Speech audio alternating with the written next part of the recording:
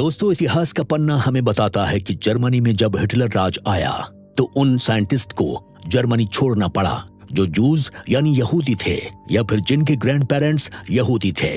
जब इन यहूदी साइंटिस्ट को जर्मनी छोड़ना पड़ा तो कुछ और साइंटिस्ट ने विरोध जताते हुए देश छोड़ दिया। यहाँ पर सवाल ये उठता है कि आखिर हिटलर की नाजी सरकार यहूदी साइंटिस्ट को क्यों देश छोड़ने पर मजबूर कर रही थी। तो दोस्तों, हिटलर ने ऐसा इसलिए किया था क्योंकि उसने यहूदियों द्वारा विकसित किए गए विज्ञान को शुद्ध करने की नीति बनाई थी। इसका कारण ये था कि वो जर्मनी से उन संगठन और ताकतों को पूरी तरह से खत्म कर देना चाहता था जो कि उसकी नजर में सरकार विरोधी थे।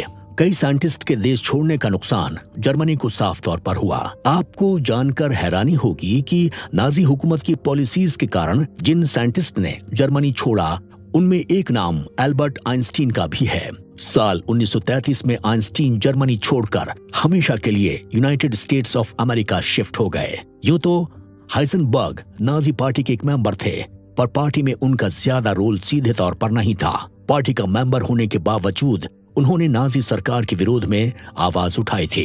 जब सरकार ने यहूदियों द्वारा डेवलप्ड फिजिक्स को वो मान सम्मान देने से इनकार किया था जिसके वो हकदार थे, तो हाइजेनबर्ग ने इस बात का विरोध किया था। लेकिन हिटलर को पता था कि वर्ल्ड वॉर 2 में उसे कामयाबी दिलाने में हाइजेनबर्ग का बहुत बड़ा रोल हो सकता है।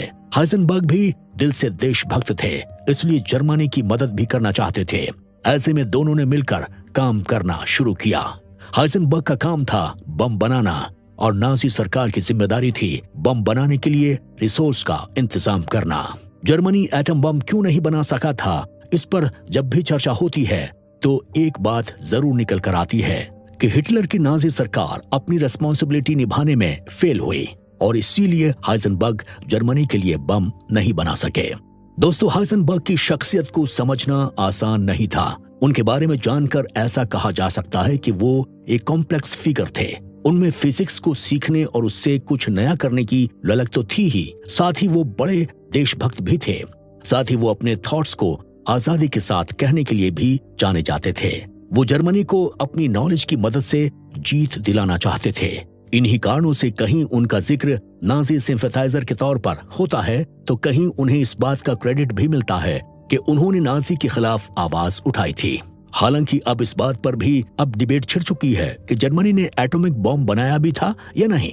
जर्मन टीवी चैनल JDF ने एक डॉक्यूमेंट्री बनाई है जिसका नाम है the search for Hitler's atom bomb. इस डॉक्यूमेंट्री में एटम बॉम्ब बनाने के लिए हिटलर ने कैसे प्लानिंग की थी, इस बात को डिटेल में बताया गया है। इसमें बताया गया है कि कैसे हिटलर ने न्यूक्लियर बॉम्ब को हासिल करने के लिए जनरल हैंस कैमलर को इसकी जिम्मेदारी सौंपी थी। उस वक्त जनरल हैंस कैमलर डायरेक्टली हिटलर को रिपोर्ट करता था।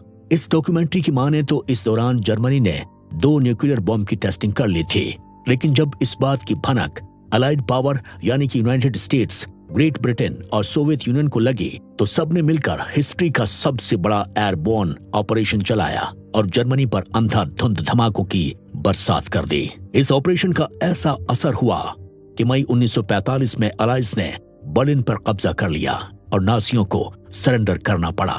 दोस्तों, यहाँ पर एक बात याद रखने की है कि इस वक्त जापान का हिरोशिमा और नागासाकी बिल्कुल सुरक्षित थे, मगर यहीं से शुरुआत हुई उस रास्ते की जिसके जरिए अमेरिका ने जापान पर एटम बम गिराए। बर्लिन में नाजी सेना के सरेंडर करने के बाद क्या हुआ था, इसके साथ साथ अगले एपिसोड में आप जानेंगे कि आखिर क्यों अमेरिका ने जापान के हिरोशिमा और नागासाकी इन्हीं 2 शहरों पर एटम बम क्यों गिराए।